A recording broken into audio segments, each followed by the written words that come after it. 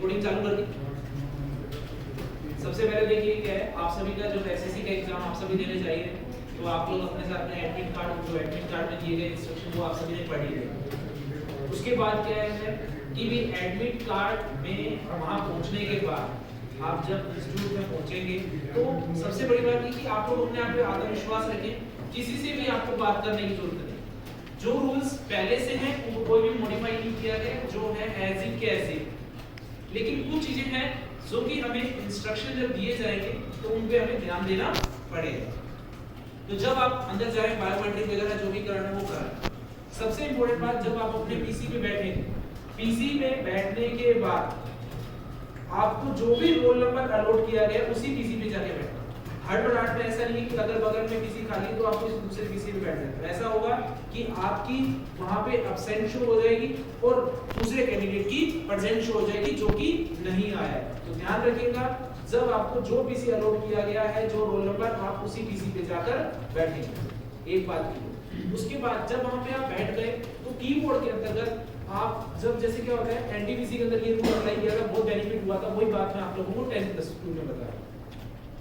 Computer जब बंद हो उस दौरान भी आप कीबोर्ड को चेक कर सकते हो कि जो आपको कीबोर्ड वहां पे प्रोवाइड किया गया वो प्रॉपर वर्किंग है और नो, यानी है भी है या नहीं। कैसे चेक करना है? कीबोर्ड के अंदर 3 कीज हैं जो कि बंद कंप्यूटर में भी चेक की जा सकती है। पहला एंटर, दूसरा स्पेस, तीसरा शिफ्ट। एंटर, स्पेस और शिफ्ट। तो इन बटनों को कॉर्नरों से दबा के देखिएगा। अगर कॉर्नरों से दबाने से प्रॉपर स्पेस दब रहा है, इट मींस ये सही होंगे, यानी हार्डवेयर इशू नहीं होगा। अब आती है बात, जब आपको लॉगिन करना होगा, लॉगिन करने के बाद पासवर्ड वगैरह जो भी है वो आप करने के बाद आपके सामने एक इंस्ट्रक्शन की विंडो ओपन हो। वो इंस्ट्रक्शन भले आप लोगों ने कई बार सुन भी लिया हो कि वही है, फिर भी आपको इंस्ट्रक्शन एक बार पढ़नी है, क्योंकि उसमें आपका टाइपिंग का टेस्ट का टाइम नहीं जा रहा है। उसको आराम से तसल्ली से एक एक पॉइंट को बारीकी से पढ़ना, चाहे आपने वो कई बार ही क्यों ना पढ़ रखी। अब जब आपका मॉक टेस्ट चालू होगा तो मॉक टेस्ट के अंतर्गत आपको 10 मिनट का जो टाइम मिलेगा उसके अंदर आप 5 से 7 मिनट यूटिलाइज कर सकते हैं। आपको उसके अंदर चेक क्या करना है, सारे बटन चेक करके देखने वन बाय वन कि सारे बटन वर्किंग है कि नहीं है। और उसके बाद वो काम कंप्लीट होने के बाद शिफ्ट बटन के साथ बटन दबा के देखिएगा कि दोनों बटन शिफ्ट के साथ प्रॉपर वर्किंग है कि नहीं। कई बार हार्डवेयर इशू कंप्लीट होता है, लेकिन अंदर से जो रबड़ होता है वो ब्रेक होने की वजह से प्रॉपर शिफ्ट काम नहीं कर रहा होता। ये काम कंप्लीट होने के बाद आपको कीबोर्ड को ये भी देखना है कि वो कीबोर्ड कितना प्रेशर मांग रहा है। उसमें बटनों पे प्रेशर स्ट्रांगली प्रेस करना पड़ रहा है या लाइटली प्रेस करने से भी वो वर्क कर रहा है। ये चीज आपको 1 से 1.5 मिनट के अंदर ऑब्जर्व करनी है और उसको उस कीबोर्ड के अकॉर्डिंग हमें अपने आप को ढाल लेना होगा। अगर आपको ढाल लेंगे तो आपका बहुत बेनिफिट होगा।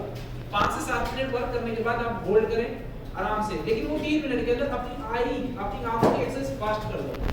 अगर आप लोगों को लगता है लाइन मिस होने वाली संभावना है तो आपको हल्का गुनगुना के टाइप करें, हल्का गुनगुना के टाइप करें। एक बात ध्यान रखिएगा, अगर मॉक टेस्ट के अंदर मैटर हार्ड आए जरूरी नहीं है कि आपका जो रियल टेस्ट होगा वो भी हार्ड आएगा। एनटीपीसी के टाइपिंग टेस्ट के दौरान भी एक गेम खेल लिया गया था।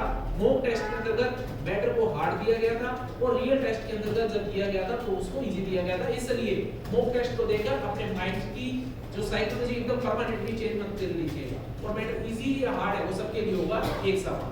तो इसलिए आप हो बेस्ट हो, जितनी बेटर तैयारी की है बहुत बढ़िया तैयारी की है, आप सुपर हैं और आप लोगों का सिलेक्शन जरूर होगा अगर आपने एंड तक धैर्य को थामे रखा, है ना। मॉक टेस्ट का काम कंप्लीट, 3 मिनट का आपका ब्रेक मिलेगा, फिर स्टार्टिंग में जो आपका रियल टेस्ट चालू होगा उस दौरान आप लोगों को मात्र 10 सेकंड का यूज करना है, यानी 10 सेकंड बिल्कुल धीरे-धीरे, क्योंकि स्टार्टिंग में ही अगर आप लोगों ने एकदम से फ्लो फास्ट किया, अगर एक या दो वर्ड गलत हो गए तो होगा क्या, आपके आगे वाले वर्ड्स और गलत होने की संभावना या पॉसिबिलिटीज काफी हद तक बढ़ जाती है। अगर स्टार्टिंग में अगर आप लोगों ने अपने आप को बेटर कंट्रोल कर लिया तो आगे की सिचुएशन ऑटोमेटिकली बेटर डील हो जाएगी, उसमें करनी नहीं पड़ेगी, आप पूरा टाइम ऑटोमेटिकली क्रॉस कर देंगे।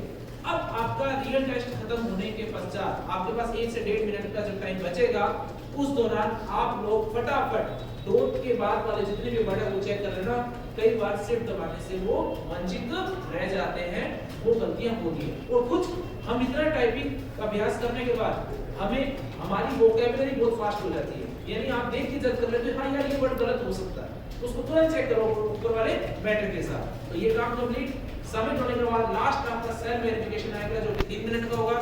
आप सभी अपने फादर नेम, मदर नेम, आपकी डेट ऑफ बर्थ, आपकी जितनी भी पर्सनल डिटेल है उसके अंदर जो भी स्पेलिंग है वो कंप्लीटली सही देख के आए कि उसमें क्या लिखा हो, क्योंकि लास्ट में सेल्फ वेरिफिकेशन में अभी तक मदर नेम का नाम टाइप करवाया गया।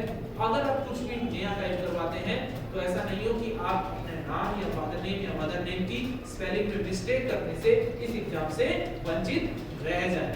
और मुझे पूरी उम्मीद है कि आप सभी का टाइपिंग टेस्ट बहुत अच्छा होगा जिस हिसाब से आप लोगों ने क्लास में परफॉर्म किया। All the best, thank you, जय हिंद, जय भारत।